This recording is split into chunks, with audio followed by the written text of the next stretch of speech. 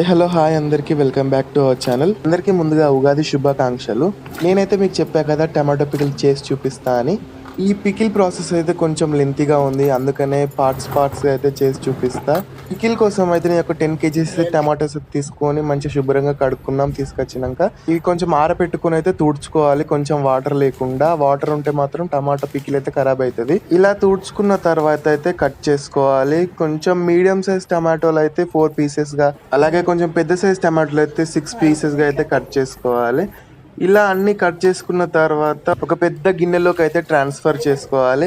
ఇదైతే ఫస్ట్ ఊరేయాలన్నమాట. ఊరేయడానికి కొంచెం పసుపు అలాగే కొంచెం అయితే ఉప్పు వేసుకొని బాగా అయితే కలుపుకోవాలన్నమాట.